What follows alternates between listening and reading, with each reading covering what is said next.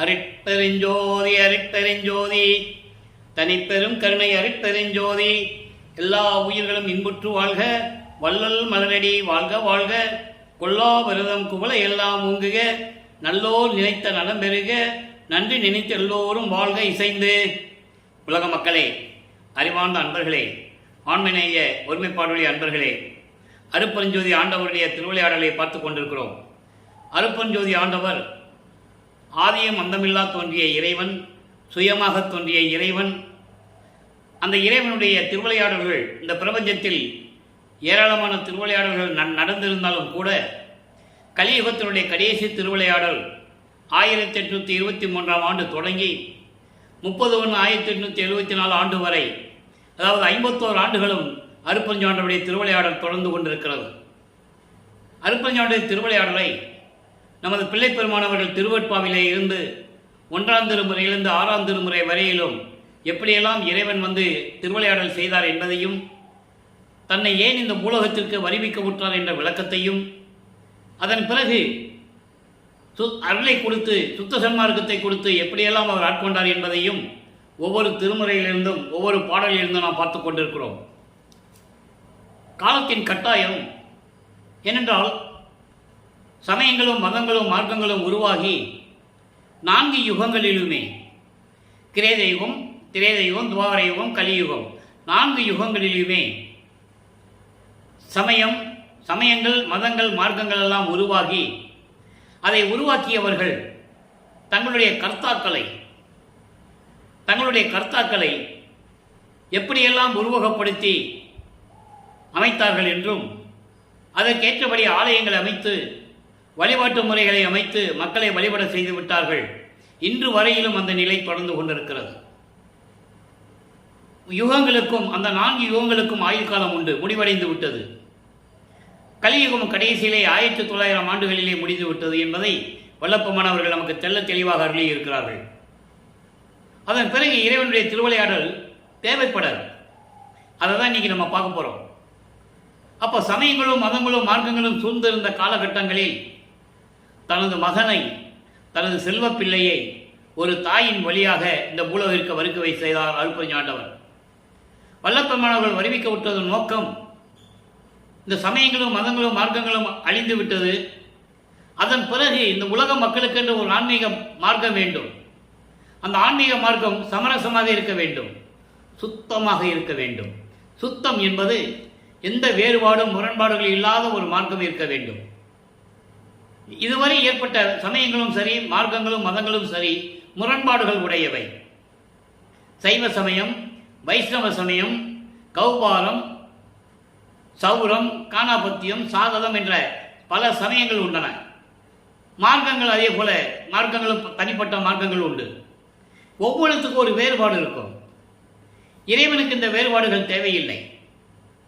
அப்போ இந்த மார்க்கத்தை உருவாக்குவதற்காக, சுத்த சன்மார்க்கத்தை உருவாக்க வேண்டும் என்பதற்காகவே தனது மகனை ஒரு தாயின் வழியாக இந்த பூலோகிற்கு வருவிக்க செய்தார் அருட்பெருஞ்சோதி ஆண்டவர். அப்படி நம்ம பிள்ளை பெருமான்கள் வருவிக்க விட்ட இடம் சிதம்பரம் அருகிலே மருதூர் என்ற ஒரு கிராமம். அப்போ வருவிக்க விட்ட ஆண்டிலிருந்து இந்த 51 ஆண்டுகளையும் 8 ஆண்டுகளாக பிரித்து தனது மகனுக்கு அருளை கொடுத்து கொண்டிருக்கிறார் அருட்பெருஞ்சோதி ஆண்டவர்.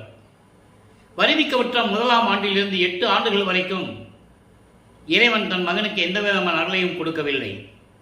அதனால் நமது பிள்ளை பெருமான் அவர்கள், நமது குழந்தை இறைவன் எதுவும் தெரியாத நிலையில், அவர் மனம் ஒரு நிலையில் இல்லாமல் இருந்து கொண்டிருக்கிறார். காரணம், பாடசாலையிலே போய் கல்வி கற்க மனம் இல்லை, யாரையும் குருவாக ஏற்றுக்கொள்ள அவருக்கு மனம் இல்லை, எந்த ஆசிரியரிடம் போய் கற்க வேண்டும் என்ற எண்ணம் அவருக்கு இல்லை. இது இயற்கையாகவே அமைந்து விட்டது அவருக்கு. ஆனால் இது தெரியாதவர்கள், இவர் வருவிக்க விட்டதனால் ஏற்பட்ட சொந்தங்கள், அவரை பேசிய ஏளன பேச்சுகளும், அதனால் அவருக்கு ஏற்பட்ட அவமானங்களும் நமது பிள்ளை பெருமானவர்களுக்கு மனதில் எப்படி கலங்கி இருந்தன, எப்படி வருத்தப்பட்டார் என்பதை ஒவ்வொரு திருமுறையிலிருந்து பார்த்து கொண்டிருக்கிறோம். அதன் பிறகு 9வது ஆண்டிலே 8 ஆண்டுகள் வரைக்கும் ஒன்றும் இல்லை, வருவிக்க விட்டு 8 ஆண்டுகள் வரைக்கும். ஏனென்றால் வல்லற்பவனை பற்றி கூறும்போது நமது பிள்ளை பெருமானவர்களுக்கு வயது இல்லை, அவர் ஒவ்வொரு யுகத்திலேயும் இருந்தவர். அப்போ 9வது ஆண்டிலிருந்து வருவிக்கவுற்று 9வது ஆண்டிலிருந்து என்ன நடந்தது என்பதை தான் இப்போ நம் திருவருட்ப பாடல்களிலிருந்தே பார்த்து கொண்டிருக்கிறோம். 9வது ஆண்டில் இறைவன் அவர் முன் தோன்றி, என்னால் வருவிக்க உற்ற மகன் நீ என்று சொல்லி ஞானத்தை வழங்கிவிட்டு மீதியெல்லாம் முன்பருவம் பின்பருவம் காட்டி உனக்கு அருள் செய்வேன் என்று கூறி மறைந்து விடுகிறார். இப்போ வளர்ப்பமானவர்களுக்கு இறைவனால் வருவிக்க உற்ற நிலை மட்டும் தெரியும். அவர் இறைவனால் வருவிக்க உற்ற மகன் என்று மட்டும் அவருக்கு தெரியும். வெளியே யாருக்கும் சொல்லவும் முடியாது, சொல்லவும் கூடாது. அது காலத்தின் கட்டாயம். இவர் சமயங்களிலும் மதங்களிலும் மார்க்கங்களிலும் ஈடுபட்டுக் கொண்டிருக்கிறார். சைவ சமயத்தின் அடையாளமாகிய திருநூரை பூசிக்கொள்வதும், உத்தராட்சமாலை போட்டுக்கொள்வதும், சிவசிவா என்று போற்றி பாடுவதும், நமச்சிவாய என்று சொல்லுவதும் இந்த நிலையில் இருந்து கொண்டிருக்கிறார். அப்போ திருவருள் முறையீடு உதயமாகிறது. திருவருள் முறையீடு மொத்தம் 232 பாடல்களை கொண்டது. இன்னைக்கு 210வது பாடலை பார்க்க போகிறோம். 1ஆம் திருமுறையிலிருந்து எப்படி அவருடைய மனநிலை இருந்தது, எப்படியெல்லாம் இறைவனிடம் முறையீடு செய்கிறார் என்பதை தான் பார்த்து கொண்டிருக்கிறோம். போற்றி என் ஆவி துணையே, என் அன்பில் புகும் சிவமே, போற்றி என் வாழ்வின் பயனே, என் இன்ப புது நரவே, போற்றி என் கண்ணுள் மணியே, என் உள்ளம் புனை அணியே, போற்றி என் ஓர் பெரும் தேவே, கருணை புரிந்து அருளே. பாடல். இறைவனை போற்றுகிறார். என் உயிருக்கு துணையாக இருக்கின்ற இறைவனை போற்றி, என் அன்பில் புகுந்து கொண்டிருக்கின்ற இறைவனை போற்றி, என் வாழ்வின் பயனை போற்றி, என் இன்ப புது நரவே. புது நரவு என்பது புது தேன் என்று சொல்லுகிறார். ஏன்னா அவ்வளவு இனிப்பாக இருக்கின்ற இறைவனே, என் கண்ணுள் மணியை, என் உள்ளத்தில் இருந்து கொண்டிருக்கின்ற இறைவனே, போற்றி என் ஒரு பெரும் தேவே, கருணை புரிந்து அருளே. எனக்கு கருணையோடு எனக்கு நீ வந்து அருள வேண்டும். உன்னால் வருவிக்க உற்றவன் என்ற நிலை எனக்கு நீ காட்டிவிட்டு சென்று விட்டாய். அதன் பிறகு நான் படும் துன்பங்கள், மன துயரங்கள் எல்லாம் சொல்ல மாளாது. விரைவில் வந்து எனக்கு அருள்வாயாக என்று முறையீடு செய்கிறார். இப்போ வளர்ப்பமானவர்களுக்கு ஞானம் பெற்றுக்கொண்டார். 13வது ஆண்டு தொடக்கத்தில், வளர்ப்பமானுடைய 13வது ஆண்டு தொடக்கம், 13வது தொடக்கத்தில் சென்னையிலிருந்து ஏழுகிணர் இருந்த பகுதியிலிருந்து, ஏழுகிணர் பகுதியிலிருந்து திருவொற்றியூருக்கு செல்ல வேண்டும். அப்போ அவர் எங்கே போனாலும் நடந்து தான் செல்லணும். மனம் அங்கே போக சொல்லுகிறது.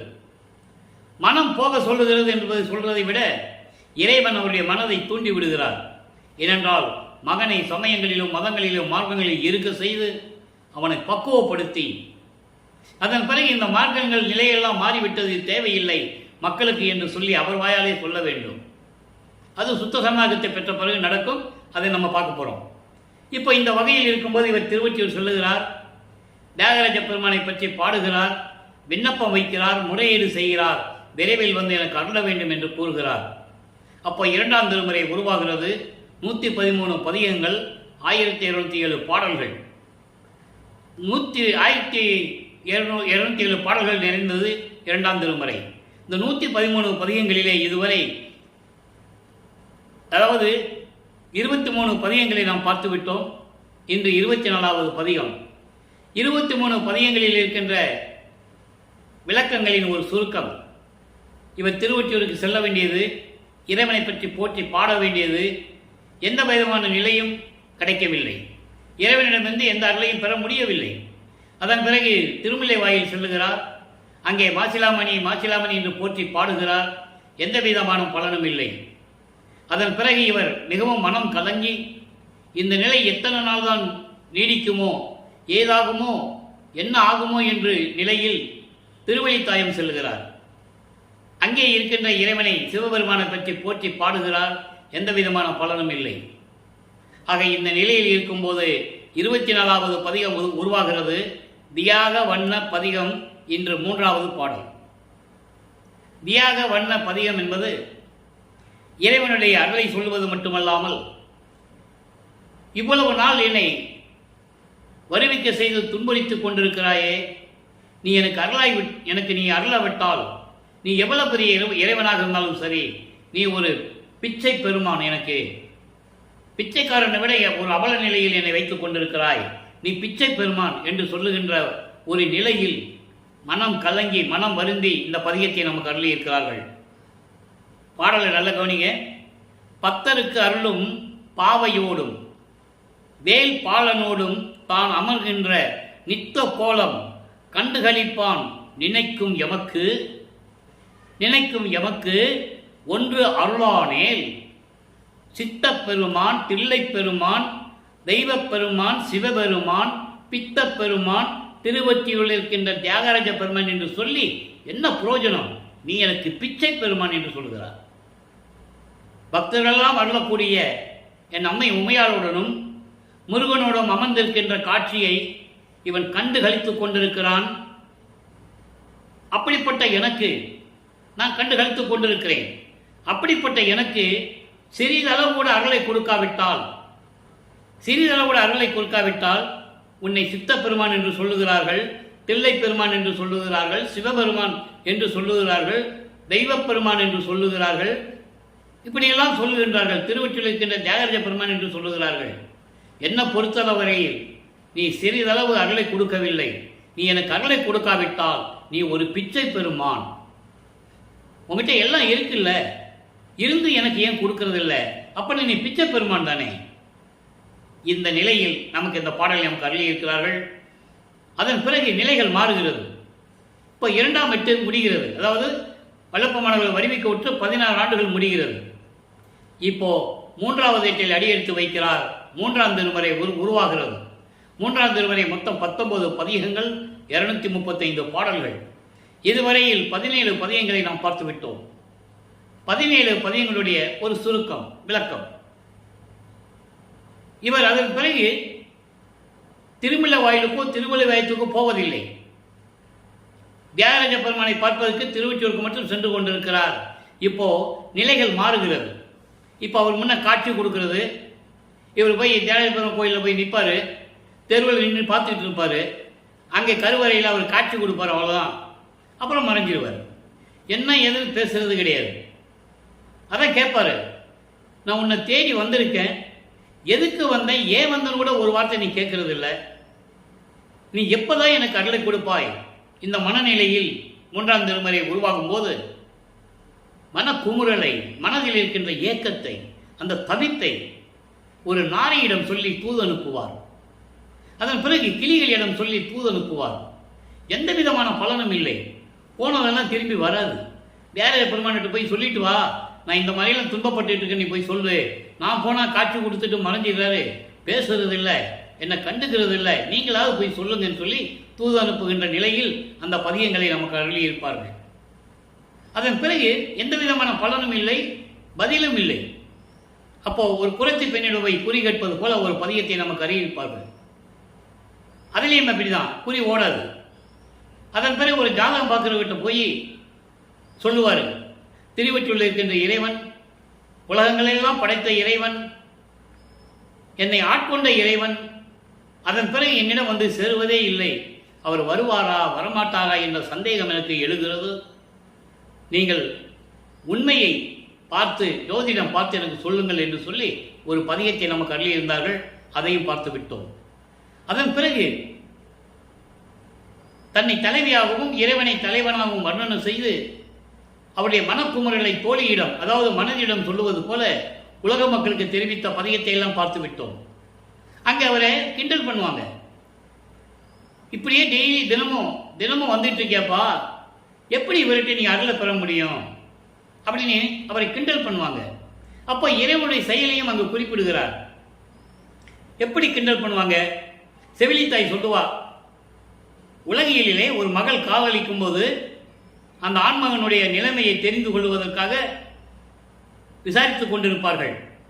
அப்போ அவனுக்கு ஒண்ணுமே இல்லைன்னு தெரிஞ்ச பிறகு செவிலித்தாய் மகளிடம் வந்து எப்படி சொல்லுவாள், ஒன்றும் தெரியாம இருக்கியே, சின்ன பெண்ணா இருக்கிறியே என் மகளே, அவனுக்கு இருக்க இடம் இல்லை, சுடுகாட்டிலே படுத்துக் கொண்டிருக்கிறான், உடுக்க உடை இல்லை, கந்த துணியை கட்டி கொண்டிருக்கிறான், திங்கிறதுக்கு சோறு இல்லை, பிச்சை எடுத்துக்கிட்டு இருக்கான், கழுத்தில் விஷமுள்ள பாம்பு வேலை இருக்கு, உடம்பெல்லாம் மண்டை ஓடுகளை சுற்றிக்கிட்டு இருக்கிறான், நீ போய் அவனை அன்போடு கட்டி பிச்சன பாம்பு கொத்துமே, மண்டை ஓடு நெஞ்சில இடிக்குமே, அவனை நீ கல்யாணம் பண்ணி என்ன நீ சுகத்தை காணப் போகிறாய் அப்படின்ற நிலையில ஒரு பாடல் பதியத்தை எழுதியிருப்பார்கள். அதெல்லாம் பார்த்துட்டோம். அதுக்கு எதிர்ப்பு தெரிவிப்பார். அதை போன பதியத்தில் பார்த்தோம். அவன் எப்படிப்பட்டவனாக இருந்தாலும் சரி, அதாவது இறைவன் மீது காதல் கொண்டுள்ளதை அவர் குறிப்பிடுகிறார். வேற ஒன்றும் இல்லை. அவன் சுடுகாட்டில் படுத்திருந்தாலும் சரி, சோறுக்கு இல்லை பிச்சை எடுத்தாலும் சரி, பாம்பு கழுத்தில் சுற்றிக்கிட்டு இருந்தாலும் சரி, அவர் மீது கொண்டுள்ள காதலை என்னால் கனவில கூட மறக்க முடியாது என்று கூறுவார். அதெல்லாம் நம்ம பார்த்துட்டோம். இப்போ ஆற்றா விரகம் என்ற பதியத்திலே நம்ம பாடலை பார்த்துட்டு இருக்கோம். இன்னைக்கு 8வது பாடல். ஆற்றா விராகம் என்பது ஒரு விரக நோய் என்று கூறுவார் வளர்ப்பமானவர்கள். அது ஒரு கொடுமையான நோய், மன அழுத்த நோய், விரக தாபம் என்று கூட சொல்லுவார். அதாவது காதலனை பார்க்க முடியாமல், காதலினும் சந்தோஷமாக இருக்க முடியாமல் தன்னுடைய இயக்கத்தை கூறுவது, அது ஆற்றா விரகம், சகிக்க முடியாத ஒரு நிலை. அதில் இன்னைக்கு 9வது பாடல். அசையாது அமர்ந்தும் அண்டமெல்லாம் அசைய புலியூர் அம்பலத்தே நசையாது நடிக்கும் நாதர். இறைவனை பற்றி சொல்லுகிறார். ஒற்றி வானர் இன்னும் நன்னிலர். அதான் நமக்கு தேவையான வரி. இன்னும் நன்னிலர் அன்றலை ஞாபகம் வச்சுக்கோங்க. இன்னும் நன்னிலர். நான் இசையால் சென்று இங்கு என்னை அணைவீர் என்று உரைப்பேனெனில்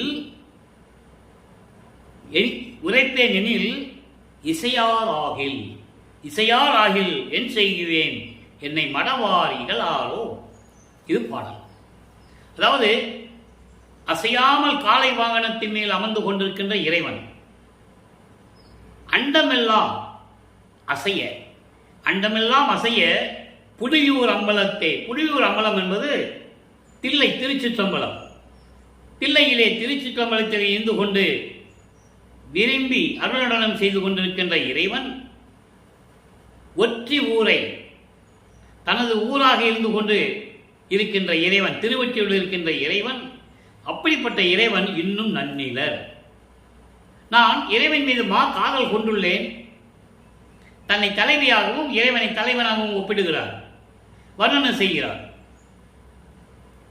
என்னை ஏமாற்றிக் கொண்டிருக்கிறார். என்னிடம் இன்னும் அருளை கொடுக்கவில்லை. நான் அவருடைய அருளுக்காக ஏங்கிக் கொண்டிருக்கிறேன், அவருடைய அன்புக்காக ஏங்கிக் கொண்டிருக்கிறேன். இன்னும் வரவில்லை. நான் இசையால் சென்று, நான் விரும்பி சென்று அவரிடம் போய் இப்பொழுது என்னை அணைத்துக் கொள்ளுங்கள் என்று நான் சொன்னால், அவர் முடியாது என்று சொல்லிவிட்டால் என்ன செய்வேன்? அப்போ இவருக்கு மனநிலை ஒரு சந்தேக நிலையிலே இருந்து கொண்டிருக்கிறது. இறைவனால் வருவிக்கப்பட்ட நிலை தெரிந்துவிட்டது. 24 ஆண்டுகள் கடக்கப் போகிறது. 3வது எட்டில் இருந்து கொண்டிருக்கிறார். இதுவரையிலும் இறைவனிடம் அருளை பெற முடியவில்லை என்று சொன்னால் அவருக்கு சந்தேகம் வருவது இயற்கை தானே, வெளியே சொல்லவும் முடியாது. அப்படிப்பட்ட இறைவன் இன்னும் எனக்கு அருளவில்லை. ஒருவேளை நான் விரும்பி அவரிடம் போய் உன்னிடம் காதல் கொண்டுள்ளேன், உன் மீது அளவற்ற அன்பு கொண்டுள்ளேன், என்னை அணைத்துக் கொள்ளுங்கள், விரைவில் எனக்கு அருளை கொடுங்கள் என்று நான் சொன்னால், முடியாது என்று சொல்லிவிட்டால், இசையால் சென்று இங்கு என்னை அணைவீர் என்று உரைப்பேன் எனில், இசையார் எனில் அவர் ஒத்துக்கலன்னா, உனக்கு அணைக்கிறதுக்கு எனக்கு விருப்பம் இல்லைன்னு சொல்லி, அதெல்லாம் விருப்பமில்லை என்று சொல்லிவிட்டால் நான் என்ன செய்வேன்? என்னை மடவாரிகளாரோ? என்னை பெண்கள் எல்லாம் இகழ்ந்து பேச மாட்டார்களா? ஏன் பெண்கள் என்று சொல்லுகிறார் என்றால், இவர் தன்னை ஒரு பெண்ணாக உருவகப்படுத்தி இந்த பாடலை இயக்கியதனால் மக்கள் என்று நம்ம பொருள் கொள்ள வேண்டும். இப்படியெல்லாம் போய் நான் சொன்னா மக்கள் எல்லாம் என்னை ஏளனமாக சிரிக்க மாட்டார்களா? அங்கு கூடியிருக்கின்றவர்கள், எனது நட்பு வட்டாரங்கள், நான் வருவிக்கப்பட்டதனால் ஏற்பட்ட சொந்தங்கள், அவர்கிட்ட போய் எனக்கு அருளை கொடு அப்படின்னு நான் சொல்லும்போது, அதெல்லாம் கொடுக்க முடியாதுன்னு சொல்லிட்டாரு அப்படின்னு நான் சொன்னா என்னை இகழ்ச்சியாக பேச மாட்டார்களா என்று பாடலை நாம் கருதியிருக்கிறார்கள். ஆக 24 ஆண்டுகள் வரைக்கும் வல்லப்பமான் இறைவனிடமிருந்து எந்த அருளை பெற முடியாமல் தவித்துக் கொண்டிருக்கிறார். இப்போ 4வது எட்டில் அடியெடுத்து வைக்கிறார். 4 8 32. 25வது ஆண்டிலிருந்து 32 ஆண்டுகளுக்குள், அந்த 8 ஆண்டுகளுக்குள் என்ன நடந்தது என்பதைதான் 4ஆம் திருமுறையிலே நமக்கு தெளிவாக அருளி இருக்கிறார்கள். 4ஆம் திருமுறையிலே 238 பாடல்கள், ஒவ்வொரு பாடல்களும் அருமையாக இருக்கும். இதுவரையில் நாம் பார்த்த பதியங்களுடைய விளக்கங்கள். 4ஆம் திருமுறையிலே பிரசாத மாலையும் பக்தி மாலையும் மட்டும்தான் பாக்கி இருக்கிறது. மீது எல்லாம் விளக்கங்கள் கொடுத்தாகிவிட்டது. அன்பு மாலை, திரு அல்பிரகாச மாலை 100 பாடல்கள், அன்பு மாலை 31 பாடல்கள், ஆனந்த மாலை, சவுந்தர மாலை, அபராத மன்னிப்பு மாலை, இதெல்லாம் நம்ம பார்த்துட்டோம். இப்போ இந்த நிலைகள் இருக்கும்போது 27வது ஆண்டில் அவர் செய்ய வேண்டிய ஒரு கடமை இருக்கிறது. அது ஏற்கனவே நிர்ணயிக்கப்பட்டது.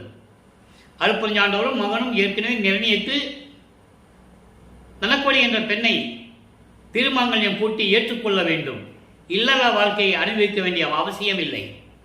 அந்த அம்மாவுக்கு மோட்ச வீடு கிடைக்க வேண்டும், கர்ம வினைகள் எல்லாம் தீர வேண்டும், விமோசனம் கிடைக்க வேண்டும். அதற்கு இவர் தாலி கட்ட வேண்டும். இதை உலக மக்களுக்கு யாரும் தெரிவிக்கவில்லை என்பதனால் யாருக்கு தெரியாது. உலகியலில் பேசினாங்க. இவர் இப்படியே சுத்திட்டு இருக்கிறார் ராமலிங்கம், அவர் பேர் ராமலிங்கம். ராமலிங்கம் இப்படியெல்லாம் சுத்திட்டு இருக்கானே, ஒரு கல்யாணம் பண்ணி வச்சா, அதாவது கால் கட்டு போட்டால் பிரிஞ்சிருவாரு அப்படின்னு நினைச்சு அக்கா மகளை கல்யாணம் பண்ணிக்கோன்னு சொல்லும்போது இவர் முடியாதுன்னு சொல்லுவார். காரணம், போக்கு காட்ட வேண்டும். இது இறைவனுடைய திருவிளையாடல் நடந்து கொண்டிருக்கிறது. அவங்க சொன்னோன்னே ஒத்துக்க முடியாது. அதெல்லாம் முடியாது, எனக்கு இஷ்டம் இல்லைன்னு சொல்லுவார். உலகிய மக்களுக்கு ஒன்றும் தெரியாது இவரை பற்றி. இவர் யாருன்னே அவர்களுக்கு தெரியாது. ஒரு சாதாரண குழந்தையாக பிறந்து இறைவன் மீது பக்தி கொண்டு ஏதோ பக்தி பாடல்களை பாடிக்கொண்டிருக்கிறார் மட்டும்தான் அவங்களுக்கு தெரியும். இறைவனால் வருவிக்கின்ற மகன் அவருக்கு தெரியாது, அவங்களுக்கு தெரியாது. அப்போ அந்த நிலையில் இருக்கும்போது இவர் முதல்ல முடியாதுன்னு சொல்கிறாரு.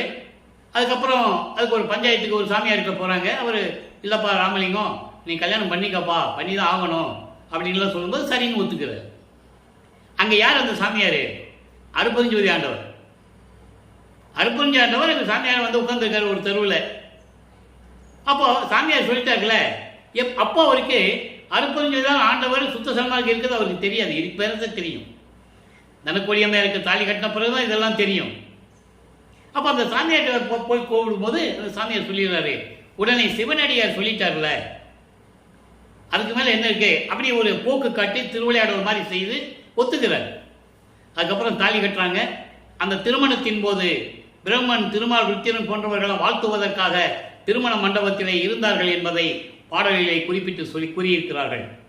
அருட்பிரகாச மாலையிலே 95வது பாடலிலே சொல்லுவார், மனப்போது வீட்டிலிருந்தான் நாளனையர் மற்றவர்.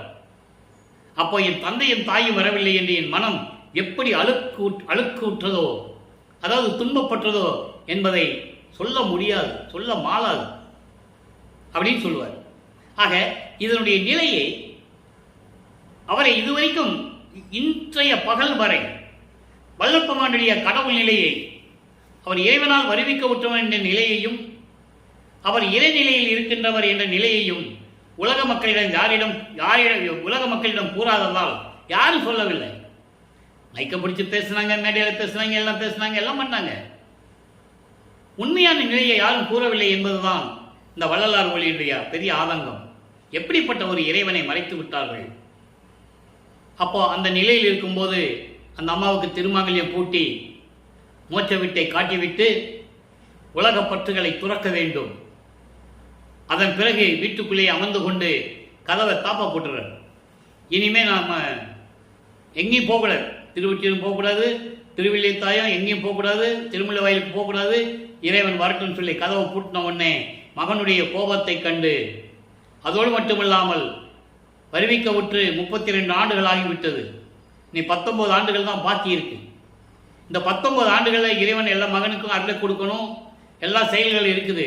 அதனால மகனுடைய கோபத்தை புரிந்து கொண்டு விண்ணுலகத்திலிருந்து பூலோகத்திற்கு அருட்பெருஞ்சோதி ஆண்டவர் தெருவழியாக நடந்து வந்து எப்படியெல்லாம் மகனை கதவை திறந்து எப்படியெல்லாம் அருளை கொடுத்தார் என்பதை தெளிவாக பார்த்து விட்டோம். இப்போ வெள்ளாடை அணிந்து, இப்போ வல்லப்பம்மன் அவர்கள் 4வது எட்டு முடிந்து 5வது எட்டில் தொடக்கத்தில் இருக்கிறார். 33வது ஆண்டிலிருந்து 40 ஆண்டுகளுக்குள் என்ன நடந்தது என்பதை நாம் பார்த்து விட்டோம். அங்கே சென்னையிலிருந்து சுத்த சிவஞான வெளிக்கு சென்றது, அங்கே சுத்த சன்மார்க்கத்தை வாங்கியது, சாகா கல்வியை கற்றுக்கொண்டது, ஏமசித்தியை பெற்றுக்கொண்டது, கடவுள் நிலையிலிருந்து அம்மயமாக வேண்டும். அந்த ஒரு நிலை மட்டும் பாக்கி இருக்கிறது. அது நடக்கிறது தான் அங்கே மேட்டுக்குப்பம் சித்தி விழாவும். ஆனால் நிலை தெரியும், அவருக்கு நிலை தெரியும். அந்த நிலைக்கு இனிமே தான் போகணும்.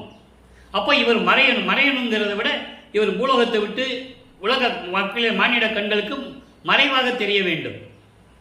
அப்போ கடவுள் நிலைக்கு போய்விட்டார்னு அர்த்தம். உழவமை பூட்டிட்டு மறைஞ்சிட்டாருன்னு சொல்லக்கூடாது, சொல்லிட்டு இருக்காங்க. ஆனால் அவர் இறைவனாகி விட்டார் என்று சொல்ல வேண்டும். மறைஞ்சு போயிட்டாருன்னா அப்புறம் எங்கே இருக்காருன்னு கேள்வி வரும் இல்லையா? எப்படி மறைஞ்சாரு? அவர் தெளிவாக சொல்லுகிறார், நான் சித்தி வளாகத்தில் அமர்ந்து கொண்டுதான் இந்த பிரபஞ்சத்தை இயக்கி கொண்டிருக்கிறேன் என்று கூறுகிறார். அதுக்கான விளக்கங்களை நம்ம பாடலில் சொல்லியிருக்கோம். இன்னும் கொஞ்சம் பாக்கி இருக்கு. அது மேட்டுக்குப்பத்தில் சுத்த சன்மார்க்க ஏற்றின பிறகு கொடிப்பாட்டு எப்படி பாடுகிறார், கொடிப்பாட்டிலே என்ன சொல்லுகிறார் என்பதையெல்லாம் கூறிவிட்டு பேருபதேசம் எப்படியெல்லாம் பண்ணினார் என்று சொல்லிவிட்டு தான் மற்ற விளக்கங்கள்லாம் வரும். இப்போ இந்த நிலையில் இருக்கும்போது அவர் நேராக சென்று எல்லாவற்றையும் பெற்றுக்கொண்டு நேராக கருங்குழியிலே அங்கே வந்தடைகிறார். அங்கே 9 ஆண்டுகள் தனக்கு அங்கேதான் 9 ஆண்டுகள் உறைவிடமாக கொண்டுள்ளார். அதோடு 5வது எட்டு முடிந்து விட்டது. இப்போ 6வது எட்டு தொடங்கிவிட்டது.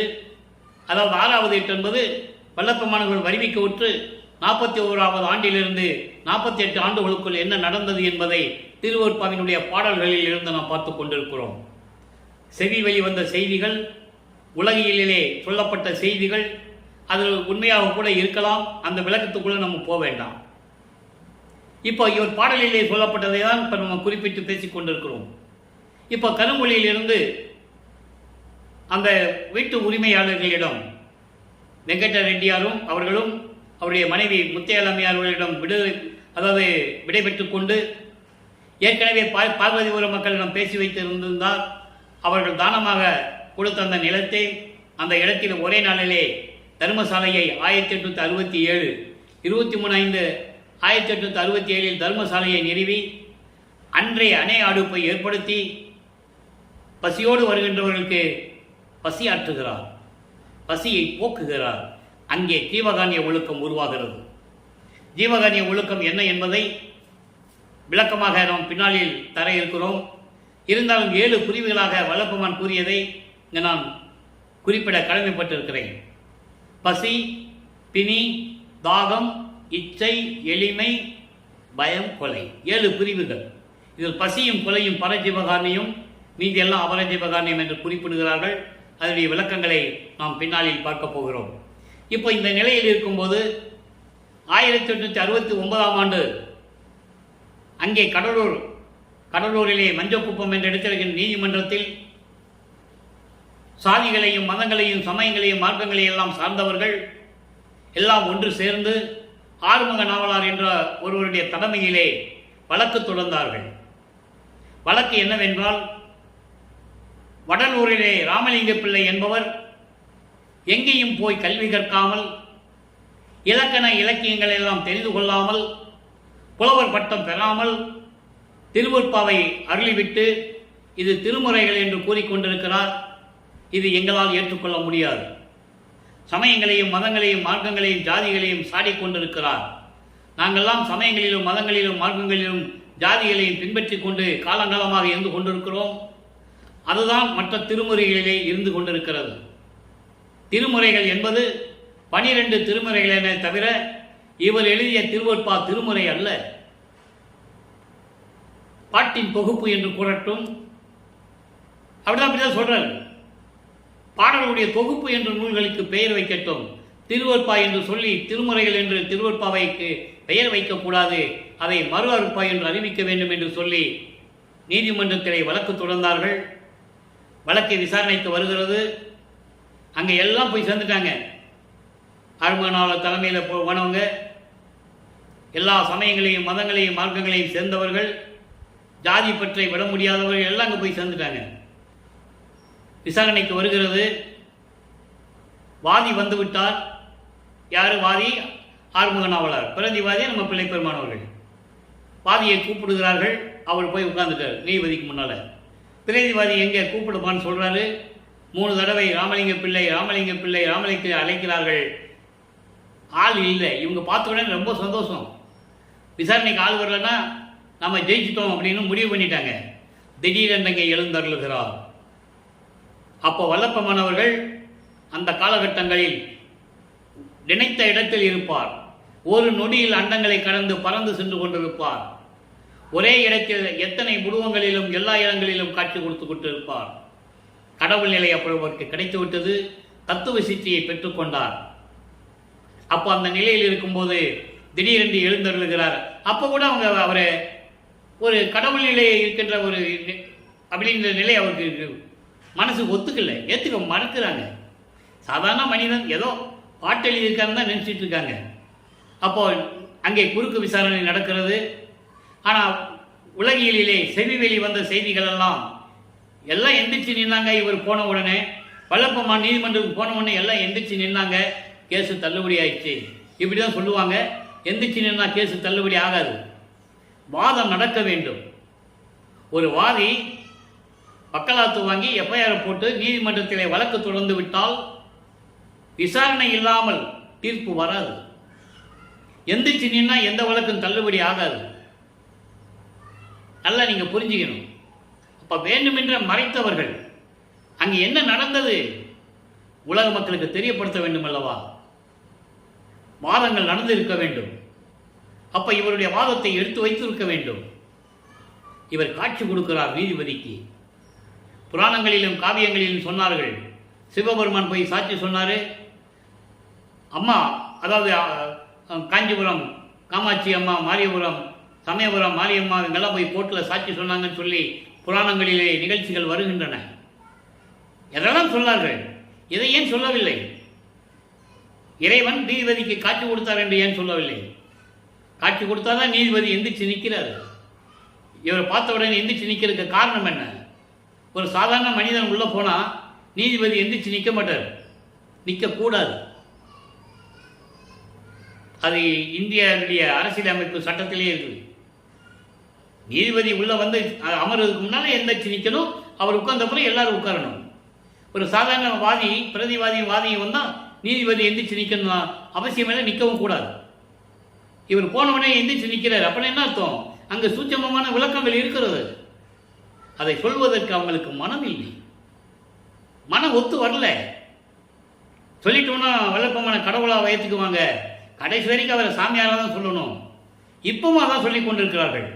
தமிழ் துறவி என்றும், பாடலாசிரியர் என்றும், வசனகர்த்தா என்றும், ஞானி என்றும், போகி என்றும், பிறந்தார் என்றும், அவதரித்தார் என்றும் தான் சொல்லிக் கொண்டிருக்கிறார்களே தவிர அவர் வருவிக்க உற்றவர், கடவுள் நிலையில் இருந்து கொண்டிருக்கிறவர் என்ற நிலை மக்களிடம் யாரும் சொல்லவில்லை. நானும் எவ்வளவோ பேசியிருக்கோம். நானும் சுத்த சன்மார்க்க பேச்சாளர். மலேசியாவிலும் போய் பேசியிருக்கோம், வெளிநாடுகளில் பேசியிருக்கோம். ஏன் இதை சொல்கிறோம்னா, உண்மை நிலையை சொன்னால் அவனுக்கு வாய்ப்பு கிடைக்காது. அதுக்கு பிறகுதான் இறைவன் எனக்கு யூடியூப்பில் பேச வாய்ப்பு கொடுத்தது. 4 ஆண்டுகளாக பேசிகிட்டு இருக்கேன். டெய்லி 1 மணி நேரம் இறைவனை பற்றி பேசிகிட்டு இருக்கோம், திருவருட்பா பற்றி பேசிகிட்டு இருக்கோம். இங்கே யாரும் தடுக்க முடியாது. அப்போ இந்த நிலையில் இருக்கும்போது அவருடைய நிலையை, உண்மையான நிலையை மக்களிடம் சொல்ல வேண்டும் அல்லவா? சொல்லலை. அப்போ நீதிபதி சொல்லுகிறார், இது திருவருட்பா மக்களுக்கு ஏற்றது, இது மறு அற்பா என்று அறிவிக்க வேண்டிய அவசியம் இல்லை, திருமுறை என்றே பெயரிடலாம் என்று சொல்லி தீர்ப்பு வழங்கின பிறகு வல்லப்பமானவர்கள் தர்மசாலைக்கு வந்து அமர்ந்திருக்கிறார். அப்போ உத்தரஞான சிதம்பரம் மாலை உருவாகிறது. அதனுடைய நிலைகளெல்லாம் நம்ம பார்த்துட்டோம். அதன் பிறகு தர்மசாலையிலே இருந்துக்கும் போது அவருடைய நிலையை எப்படியெல்லாம் பாடல்களிலே கூறியிருக்கிறார், இறைவனுடைய பெருமையை எப்படியெல்லாம் உலக மக்களுக்கு தெரிவிக்கிறார், உலக மக்களை எப்படியெல்லாம் சுத்த சன்மார்க்கத்துக்கு அழைக்கிறார் என்பதை எல்லாம் பார்த்து கொண்டிருக்கிறோம். அந்த வகையிலே 6ஆம் திருமுறையிலே இந்த பதிகம் 80 திருவடி பெருமை, திருவடி பெருமையிலே 21வது பாடல். இடையிலே சில பாடல்கள் இருக்கிறது. அந்தந்த காலகட்டத்துக்கு ஏற்றபடி அந்த பாடலுடைய விளக்கங்கள் வரும். இப்போ 21வது பாடல். இதுவரை நம்ம ஏற்கனவே 4 பாடல்களை பார்த்துட்டோம். அந்த 4 பாடல்களிலிருந்து 20 பாடல்கள் வரைக்கும் பெண்டிங்கில் இருக்கு. அது அப்புறம் தான் விளக்கம் வரும். இன்னைக்கு 21வது பாடலில் விளக்கம். நான்முகர்கள் மிக பெரியார், ஆங்கு அவரில் பெரியார். ஏன் நான்முகர்கள் என்று சொல்லுகிறார்? பிரம்மக்கால் என்று சொல்லுவார். பிரம்மாக்கள். அதே மாதிரி விஷ்ணுவை சொல்லுவார். விஷ்ணு என்று நாரணர்கள் என்று சொல்லுவார். ஏன்னா ஒவ்வொரு யுகத்திலையும் அவங்க பல அவதாரங்கள் எடுத்திருக்கிறார்கள். நல்லா புரிஞ்சுக்கணும் நீங்க. அப்போ பிரம்மக்கள் அப்படின்னா ஒரு பிரம்மன் மட்டுமல்ல, பிரம்மக்கள் ஒவ்வொரு தடவையும் ஒரு அவதாரம் எடுக்கும்போது, அதே மாதிரி நாரணர்கள் திருமால் அவதாரம் எடுக்கும்போது அதனால் நாரணர்கள் என்று சொல்லுகிறார். வேற ஒன்றும் இல்லை.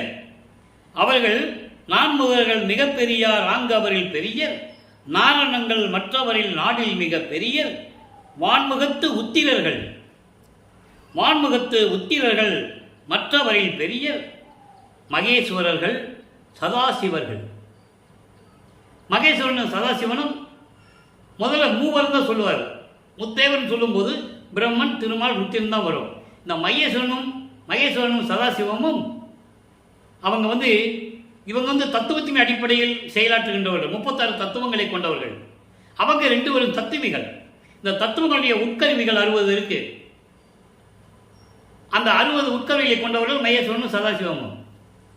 இதை அன்பர்களை நான் ஏற்கனவே கூறியதுதான். திருவற்பாவை பற்றி பேசும்போது மற்ற நூல்களை பற்றியோ மற்றவர்களை பற்றியோ நான் பேசுவதில்லை. ஆனால் சில இடங்களில் மக்களுக்கு விளக்கத்தை தர வேண்டியது இருக்கிறது. அகப்பை சித்தர் என்று ஒருத்தர் இருந்தார். அகப்பேய் என்றால் அகத்தை பேயாக உருவம் செய்து பாடிய பாடல்கள் அவர். அதனால் அவருக்கு பேரு அகப்பேய் சித்தர் என்று பொருள். பிற்காலத்தில் அகப்பை சித்தர் என்று ஆகிவிட்டது. தத்துவங்கள்லாம் தெய்வமானதடி, சதாசிவமானதடி. நல்லா கவனிக்கணும் நீங்க. அதைதான் வல்லப்பெருமான் கூறுகிறார். எல்லாமே தத்துவத்தின் அடிப்படைகள் அமைந்தது.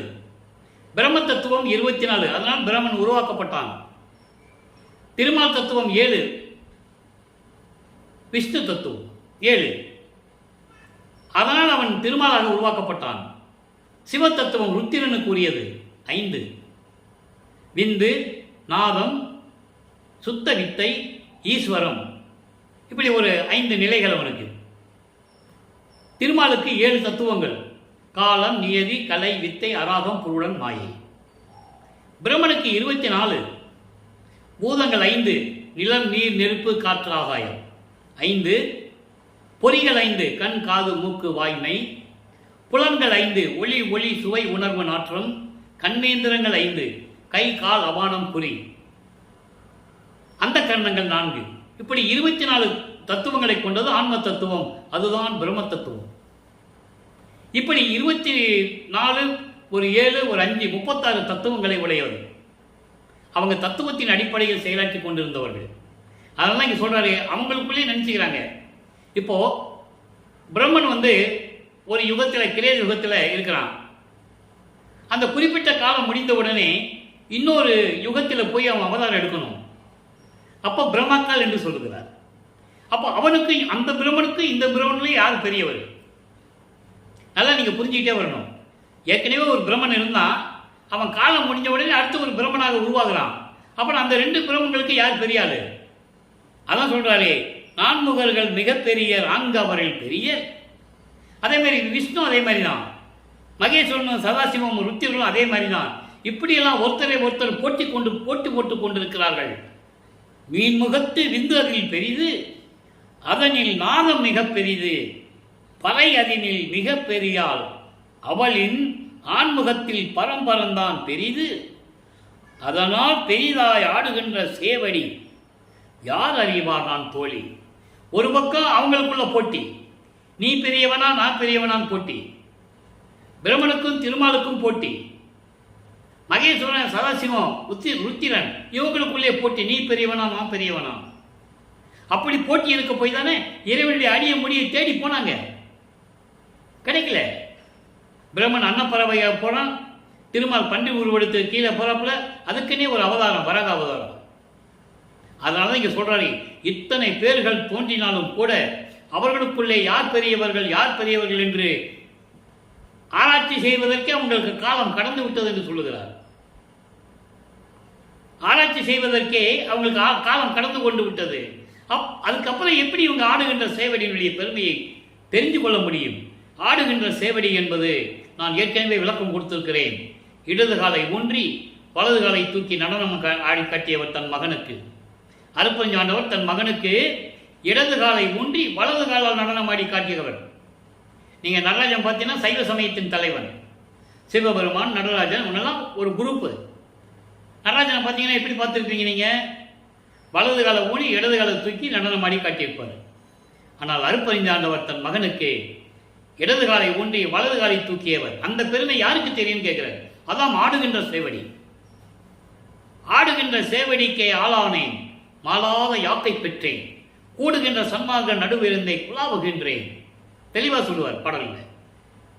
ஆக ஆடுகின்ற சேவடி என்பது இதுதான். அவங்களுக்கு எப்படி தெரியும் கேட்கிறார். ஆடுகின்ற சேவடி யார் அறிவார் தோழி? அதாவது தோழியிடம் சொல்லுவது போல உலக மக்களுக்கு சொல்லுகிறார். உலக மக்களே, பிரம்மமும் திருமாலும் ருத்திரனும் மகேஸ்வரனும் சதாசிவம் எத்தனை அவதாரங்கள் எடுத்திருந்தாலும் சரி, எத்தனை பிரம்மாக்கள், எத்தனை விஷ்ணுக்கள், ருத்திரர்கள், மகேஸ்வரர்கள், சதாசிவர்கள் வந்திருந்தாலும் சரி, அவர்களுக்குள்ளேயே யார் யார் பெரியவன் என்று ஆராய்ச்சி செய்து கொண்டிருக்கிறார்களே தவிர இறைவனுடைய ஆடுகின்ற சேவடியுடைய பெருமையை யார் பார்த்தது? யாரால் சொல்ல முடியும்? யாராலையும் சொல்ல முடியாது. இந்த நிலையை உலக மக்களுக்கு தெரிவிக்கிறார் வள்ளற்பெருமானவர்கள். அடுத்து பதிகம் 105 புனித குலம் பெருமாறு புகழல். உலக மக்களுக்கு சொல்றார், புனித குலம் என்பது சுத்த சன்மார்க்கம். சுத்த சன்மார்க்கத்தை பெருமாறு நீங்க வாங்க வாங்கன்னு கூப்பிடுறாரு, சொல்றாரு. வாங்க வாங்கன்னு கூப்பிடுறாரு. இன்னைக்கு பாடல் 8வது பாடல். அதில் நல்ல கவனிங்க, அற்புதமான பாடல். இந்த பிரபஞ்சம் தோன்றிய காலத்திலிருந்தே எத்தனையோ முனிவர்கள், ரிஷிகள், மகான்கள், அறிஞர்கள், சமய புறவர்கள் எவ்வளவு பேர் வந்திருக்காங்க இல்லையா? யாரும் சொன்னதில்லை. அந்த காலகட்டத்தில் இவர் இறைவனை பற்றி பாடுவார்கள். சிவபெருமானோ, பிரம்மனோ, விஷ்ணுவோ யாரை பற்றி சமய தலைவர்களை பற்றி பாடுவார்கள். அவர்கள் வந்து சரி நம்மளை பற்றி பாடணும்னு சொல்லிட்டு அருளை கொடுத்துட்டு போயிடுவாங்க. உலக மக்களுக்காகவும் உலக மக்களுடைய நிலைகளையும் பற்றி யாரும் பாடியதில்லை. நீங்கள் எந்த புராண காவியத்தை வேணால் எடுத்துக்கங்க. அதனால் தான் திருவொற்பா மகத்தானது. அதான் அருட்பா என்று பெயர் வைத்தார். அவ்வளவு அருளை கொண்டது திருவொற்பா. இப்போ பாருங்க, இந்த பாடல் என்ன சொல்றார் பாருங்க. கணமுடையேன் கட்டுடையேன் என்று நினைத்து இங்கே கழித்து இருமாந்து இருக்கின்றீர். ரெண்டு வரியா விளக்க சொல்றேன். கணமுடையேன் கட்டுடையேன் என்று நினைத்து இங்கே கழித்து இருமாந்து இருக்கின்றீர்கள். கணமுடையேன் என்பது பணம் செல்வாக்குடன் இருக்கின்றோம், உறவினர்களோடும் சுற்றத்தோடும் இருக்கின்றோம். அதான் கட்டோடு. கட்டு என்பது ஒரு இனம். இனத்தோடும் உறவினர்களோடும் இருக்கின்றோம், செல்வ செழிப்போடு இருக்கின்றோம் என்று நினைத்து இந்த பூலோகத்தில் மகிழ்ந்து ஆணவத்தோடு இருந்து கொண்டிருக்கிறீர்கள். வேறு எதுவுமே உங்களுக்கு தெரியாது. ஒளிப்பிடமும் அறியீர். ஒளிப்பிடம் என்றால் என்ன? மறைந்திருக்கும் உண்மையை உங்களுக்கு தெரியாது. அதை அறிந்து கொள்ள உங்களுக்கு மனம் இல்லை. நீங்கள் இதையே வீணாக்கி கொண்டிருக்கிறீர்கள். செல்வத்தோடு இருக்கிறோம், சுற்றத்தோடு இருக்கிறோம், உறவினர்களோடு இருக்கிறோம், கட்டமைப்போடு இருக்கிறோம் என்று நினைத்து ஆணவத்தோடு இருந்து கொண்டிருக்கிறீர்கள். உண்மை நிலையை அறியாமல் இருந்து கொண்டிருக்கிறீர்கள். அதான் ஒளிப்பிடமும் அறியீர். அடுத்து சொல்ற பாருங்க. சினமொழிய கூற்று வரும் செய்தி அறியீரோ, செத்த உமது இனத்தாரை சிறிதும் நினையீரோ. உறவினர்கள் கட்டமைப்போடு இருக்கிறோம், சுற்றத்தோடு இருக்கிறோம் என்று சொல்லுகிறீர்களே, அவங்களே செத்து போனாங்களே, அதை பற்றி நினைச்சு பார்த்தீங்களா நீங்க? அதை பற்றி நினைச்சு பார்த்தீங்களா நீங்க? மரணம் வந்துச்சுன்னா என்ன பண்ணுவீங்க? கொடிய மரணம், சினமுடைய கூற்று வரும் என்றால் கொடிய மரணம் வந்து விட்டால் என்ன செய்வீர்கள்? பணம் வருமா? சொந்தம் வருமா? செத்து போனாங்களே உங்கள் சொந்தக்காரங்கள்லாம், அவங்க நினைச்சு பார்த்தீங்களா எப்படி செத்தாங்கன்னு சொல்லுகிறார். தினகரன் போல் சாகாத தேகம் உடையவரே திருவுடையார். தினகரன் என்பது பொதுவாக கதிரவன், உதயசூரியன் என்றெல்லாம் சொல்லுவார்கள். ஒளி உடையவன் சாகாத தேகம் உடையவர். யாரு? சுத்த சன்மார்க்கத்தை சேர்ந்தவர்கள். அவர்களே திருவுடையார். அவர்கள்தான் அருள் உடையவர், சாகா வரம் பெற்றவர்கள். சுத்த சன்மார்க்கி சாகா வரம் பெற்றவன். சாகா வரம் பெற்றவன் என்பது அவனுக்கு பிறப்பு இறப்பு இல்லை. மனித பிறவியை எடுத்து சுத்த சன்மார்க்கத்தை பின்பற்றி கொண்டு விட்டால் அவனுக்கு மரணம் இல்லை. மரணம் இல்லை என்பது அவனுக்கு இனிமேல் பிறப்பு இறப்பு இல்லை. இறைவனுடைய திருவடியிலேயே இருந்து கொள்ளலாம். அப்படிப்பட்ட திருவுடையார் என அறிந்தே சேர்ந்திடுமின் ஈண்டே. இப்பவே சுத்த சன்மார்க்கத்தில் சேர்ந்து கொள்ளுங்கள். ஈண்டே என்பது இப்பொழுதே, உடனடியாக. செல்வத்தோடு இருக்கிறோம், சுற்றத்தோடு இருக்குன்னு நினைச்சிட்டு இருக்கீங்க உலக மக்களே. செல்வம் இருந்த பிரயோஜனம். சாவு வந்துச்சுன்னா, மரணம் வந்துச்சுன்னா செல்வம் என்ன பண்றது? சொந்தக்காரன் இருந்தால் என்ன பண்றது? உன்னுடைய சுத்தம் எல்லாமே சுற்றமும் சொந்தமும் செத்து போச்சாங்களே, செத்து போனாங்களே. அதை நினைச்சு பார்த்தீங்களா ஏன் செத்தாங்கன்னு? மரணம் வந்துட்டா என்ன பண்ணுவீங்க? சுத்த சன்மார்க்கத்துக்கு வாங்க, உங்களுக்கு மரணமில்லா பெருவாழ்வு கண்டிப்பாக இருக்கு. அதான் ஞான சரியிலே சொன்னார். முதல் பாடல், அந்த பாடலை விளக்கெல்லாம் நிலுவையில் இருக்கு. நம்ம மேட்டுக்குப்பம் போன பிறகு அந்த 3 வருடத்தில் என்ன நடந்தது என்பதை சொல்லும்போது ஞான சரியை விளக்க அங்கே வரும். நினைந்து நினைந்து, உணர்ந்து உணர்ந்து, நெகிழ்ந்து நெகிழ்ந்து, அன்பு நிறைந்து நிறைந்து, இப்படிலாம் இருந்தா ஊற்றலும் கண்ணீர் அதனால் உடம்பு நனைந்து நனைந்து. இறைவன் அப்படி நினைச்சோம்னா கண்ணில் தானாக தாரையா தண்ணி வரும். இறைவனை எப்படி கூப்பிட சொல்றாரு? நமச்சிவாயன் கூப்பிட சொன்னாரா? சிவானமயன் கூப்பிட சொன்னாரா? ஓம் நமச்சிவாயன் கூப்பிட சொன்னாரா? சிவாசிவான் கூப்பிட சொன்னாரா? அதெல்லாம் நடந்தது அங்க. சமயங்களும் மதங்களும் மார்க்கங்களும் சூழ்ந்திருந்த காலகட்டங்களில் அவங்க கூப்பிடுவாங்க. அவங்க எப்படி வேணா வாழ்வாங்க. ஆனால் சுத்த சன்மார்க்கத்தில் எப்படி வேணாலும் வாழ முடியாது. இப்படி தான் வாழணும், இப்படி தான் இறைவனை அழைக்கணும் நிலை இருக்கிறது. அதனால தான் இங்கே சொல்லுகிறாரே, அருளமுதே நன்னிதியே ஞான நடத்தரசே என்னுரிமை நாயகனே என்று வணைந்து வணைந்து ஏத்துதும் நாம் வம்மின். அப்படி போற்றி போற்றி இறைவனை வணங்குவோம். வாருங்கள், உலகில் மரணமில்லா பெருவாழ்வில் வாழ்ந்திடலாம் கண்டீர். புனைந்துரையேன் பொய்ப்புகளேன் சத்தியமே சொல்லுகின்றேன். பொற்றவையில் சிற்றவையில் புகுந்தரணும் இதுவே. அதனால்தான் ஞானசரியிலே முதல் பாடல்களை வைத்தார்கள். ஞானசரியை என்பது சமயங்களையும் மதங்களையும் மார்க்கங்களையும் சாராத நிலை, சுத்த சன்மார்க்க நிலை. அதுதான் மரணமில்லா பெருவாழ்வு. சரிய கிரிய யோகம் என்ற 12 நிலைகளும் சமயங்களையும் மதங்களையும் மார்க்கங்களையும் சார்ந்தது. அதனால்தான் கூறினார், பன்மார்க்கம் கடந்தேன் என்று சின்னம்பிடி பதிகத்திலே கூறியிருப்பார். பன்மார்க்கம் கடந்தேன் என்று சின்னம்பிடி, 12 மேல் நின்று சின்னம்பிடி. அதான் முக்கியம். 12 மேல் நின்பது 13வது நிலை. அதான் ஞானசரியை. அதான் இங்க சொல்றார். மரணம் வந்துச்சுன்னா என்ன பண்ணுவீங்க? பணம் இருந்தா என்ன பண்றது? சுற்றம் சூழல் சொந்தக்காரங்கள் இருந்து என்ன பண்றது? கொஞ்சம் கூட நினைச்சு பார்க்க மாட்டீங்களா? மனம் மகிழ்ந்து, நல்ல கேளுங்க, மனம் மகிழ்ந்து கேட்கின்ற வரமெல்லாம் எனக்கே வழங்குவதற்கு என் தனி தந்தை வரும் தருணம் இதுவே. அவர் யார் சொன்னா நம்பினாங்கன்றீங்க? அவர் சொல்றாரு, எனக்கு மனம் மகிழ்ந்து நான் கேட்கறதெல்லாம் கொடுப்பதற்கு, எனக்கு மட்டும் கொடுப்பதற்கு வழங்குவதற்கு என் தனி தந்தை. ஏன் தந்தையை தனி தந்தைன்னு சொல்றாரு? ஒப்பற்ற தந்தை, தனி தந்தை, தனி இறைவன், ஆதிய மந்தமில்லா தோன்றிய இறைவன், என்னை பெற்றெடுத்த தந்தை.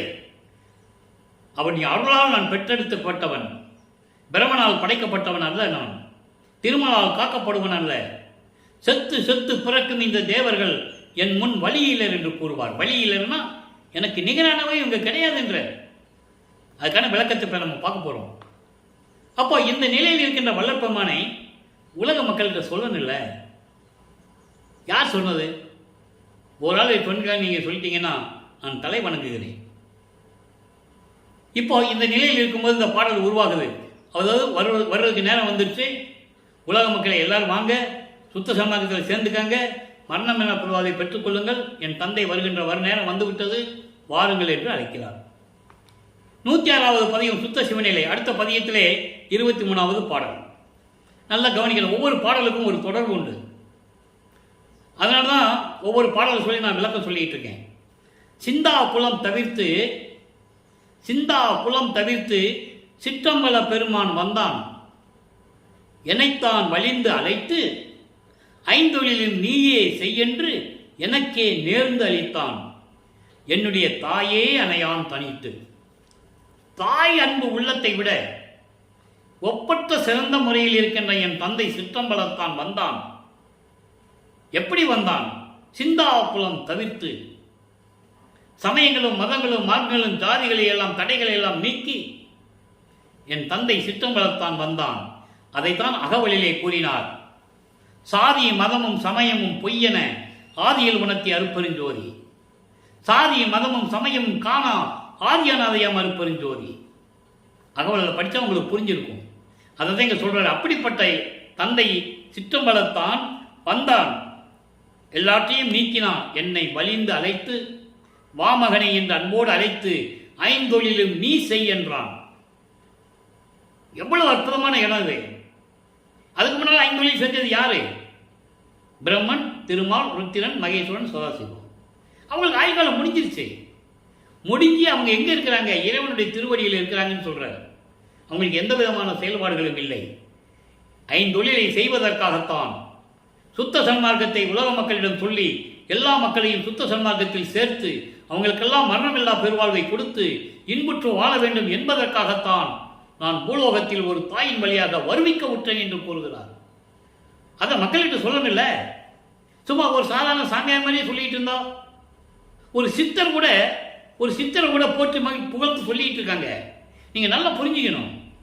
ஒரு சாதாரண ஆளை பார்த்தா கூட ஒரு சித்தர்ப்பா அப்படின்னு சொல்றாங்க. ஒரு இறைவனுடைய மகனை ஒரு சாதாரண சாமியாரவே சொல்லிட்டு இருக்காங்க.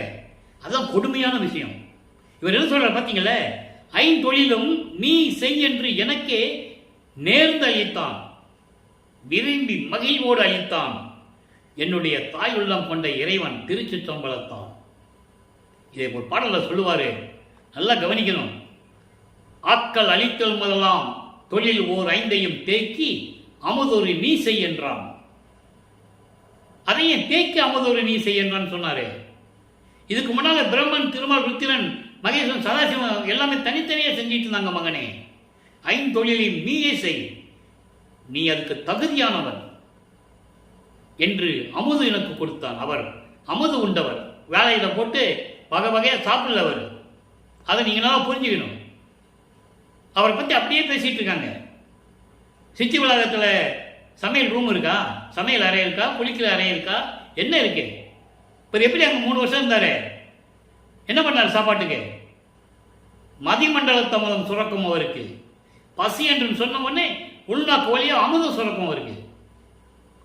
அது எப்போ நடந்தது? ஒரு தாயின் கருவறையில் இருக்கும்போதே நடந்தது. அது சின்னைமையாருடைய கருவறையிலே நமது குழந்தை இறைவன் இருக்கும் போதே அங்கேயே அருளமுதம் உண்டவர். அதன் பிறகு இவர் யார் என்ற தெரியாத நிலையில் இருக்கும்போது இவர் உண்ட உணவெல்லாம் அமுதமாயிற்று, அவருக்கே தெரியாதுன்னு சொல்றார். அந்த காலகட்டத்தில் நான் உண்ட உணவெல்லாம் அமுதமாயிற்று என்பதை பின்னாளில் அறிந்து கொண்டேன் என்று கூறுவார். பாடல் உண்டு, யாரும் மறுக்க முடியாது. மலந்தளம் கழிக்கிறவன், பசிக்கு சோறு உண்ணுகின்றவன், தூங்குகின்றவன் இறைவனாக முடியாது. மரணமில்ல பெருவாழ்லாம் பெற முடியாது. இந்த நிலையில் இருக்கும்போது அமுது ஐந்தொழிலும் நீ செய் என்றான் என்று சொல்லுகிறார். ஐவகை தொழிலும் என்பால் அளித்தனை அது கொண்டு செய்வகை தெரிவித்து இன்று முதல் நீ ஒன்றாய் இருந்து இருக்க வேண்டும் என்று சொல்லுவார். ஒரு பாடலிலே உண்டு. ஆக இந்த நிலையில் இருந்து கொண்டிருக்கும் போது ஐந்தொழிலை நீ செய் என்று மகனுக்கு கட்டளையிடுகிறார் இறைவன். இது முடிஞ்சு போச்சா? இப்போ சமயம், அதாவது 108வது பதிகம் சமாதி வற்புறுத்தல் 3வது பாடல். இதெல்லாம் எங்க நடக்குது? தர்மசாலையில் இருக்கும்போது நடந்து கொண்டிருக்கிறது. 48 ஆண்டுகளுக்குள் இருந்து கொண்டிருக்கிறார் நமது பிள்ளை பெருமான் அவர்கள். சோற்று ஆசையோடு, நல்லா கவனிக்கணும், சோற்று ஆசையோடு காம சேற்று ஆசை படுவாரை துணிந்து கொல்ல கூற்று ஆசைப்படும் என நான் கூறுகின்றது உண்மையினில் கொண்டு நீவீர் நேற்று ஆசைப்பட்டவருக்கு இன்று அருள்வார் போலும் அன்றி நினைத்த வாங்கு பேற்று ஆசைக்கு அருள் புரியும் ஞான சபாபதி புகழை பேசுவீரே. அதாவது சோத்துக்கு ஆசைப்பட்டு சாப்பிட்டு தூங்கி எந்திரிச்சு காம வலையில சிக்கி இவங்களெல்லாம் துணிந்து கொள்ளுவதற்கு கூற்று ஆசைப்படும், மரணம் ஆசைப்படும் என நான் கூறுகின்றது சத்தியமாக கொண்டு நீங்கள்லாம் என் உரையை கேளுங்கள் சொல்லுகிறார். எங்க? தர்மசாலையில் வச்சு. அப்போ என்ன சொல்றாரு? அதாவது காமச்சேற்றில் விழுந்து பசியோட ஒன்று தூங்கி எழுந்து இப்படியெல்லாம் இந்த மரணம் வருமே, அதுக்கு என்ன பண்ண போறீங்க? என்று நான் சொல்லுவது உண்மையாக கொண்டு நீங்கள் நான் சொல்லுவதை கேளுங்கள். நேற்று வணங்குகிறவர்களுக்கு, அதாவது நேற்று வணங்குகிறவர்களுக்கு இன்றுதான் அருள் தருவார் என்று நீங்கள் நினைக்க வேண்டாம். சொல்றாரு, நேற்று ஆசைப்பட்டவருக்கு இன்று அருள்வார் போலும் அன்றி நினைத்த வாங்கே. நீங்க அப்படி நினைக்காதீங்க. நேற்று நம்ம கும்பிட்டோம்ல, அப்புறம் அருள் இன்னைக்கு தான் கிடைக்கணும்னு நீங்க நினைக்காதீங்க. நீங்கள் வணங்கும் போதே உங்களுக்கு அருள் கிடைத்துவிடும். அதாவது அப்படியானால் நீங்கள் நினைக்கும் பொழுதே அருளை பெற்றுக் கொள்ளலாம். பேரின்ப பாக்கியத்தோடு அருள் புரியும் சத்திய ஞான சபையின் கடவுள் அருப்பெருஞ்சோதி ஆண்டவரின் புகழை நீங்கள் பேசுங்கள். அப்பவே உங்களுக்கு அருள் கிடைச்சுன்னு சொல்றாரு. நான் சொல்றேன், தோத்துக்கு ஆசைப்பட்டு காமையை சாக்கடையில விழுந்து இப்படியெல்லாம் நீங்க இருந்து கொண்டு இருக்கிறீர்களே உலக மக்களே, மரணம் வந்துருமே, மரணம் குதித்து கொண்டு வருமே, இவனை சீக்கிரமா தூக்கிட்டு போயிடலான்னு வருமே, அதுக்கு என்ன பண்ணுவீங்க? அதுக்கான உண்மையை நான் சொல்லிக்கிட்டு இருக்கேன் உங்கள்கிட்ட. நல்லா கேளுங்க. இறைவனை பற்றி எப்பயுமே பேசிக்கிட்டு இருங்க. சத்தியஞான சபையின் தலைவனாகிய அருட்பெருஞ்சாண்டவரை பற்றி போற்றி பேசிக்கிட்டே இருங்க. உங்களுக்கு அப்பவே அருள் கிடைக்கும். லேட்டாக கிடைக்கும், தாமதமாக கிடைக்கும். நேற்று கும்பிட்டோம்ல, அப்போ நான் நாளைக்கு தான் கொடுப்பாருன்னா நீங்கள் நினைக்காதீங்க. இறைவனை வணங்கும் போதே உங்களுக்கு அருள் கிடைத்து விடும் என்று சொல்லி இந்த பாடலை நமக்கு அருளி இருக்கிறார்கள். அடுத்து தனித்திரளங்கள் 44வது பாடல். நல்ல கவனிங்க. ஆணை ஆணை நீ அஞ்சலை அஞ்சலை அருள் ஒளி தருகின்றாம். தந்தையும் மகனும் உரையாடுகிறார்கள். அப்போ தந்தை சொன்னதை மகன் உலக மக்களுக்கு சொல்லிக் கொண்டிருக்கிறார். நல்லா புரிஞ்சுக்கணும் நீங்க. கோணை மாநிலத்தவர் எல்லாம் நின்னையே குறிகொள்வர், நினைக்கே எம் ஆணை அம்பலத்து ஆசையும் அம்பலத்து அரசையும் அளித்தனம். வாழ்கனி மகனை என்று ஏனை பெற்றிட எனக்கு அருள் புரிந்தனின் இணை மலர் பதம் போற்றி. தனக்கு இறைவன் தந்தை வந்து அருளியதை உலக மக்களுக்கு சொல்லுகிறார். எப்படி? கவலைப்படாதே மகனே, நான் முன்மீது சத்தியமாக சொல்லுகிறேன், நீ பயப்படாதே, அருள் ஒளி தருகின்றதாம். நான் அருட்பெருஞ்சோதியை உனக்கு கொடுக்க போகிறேன்.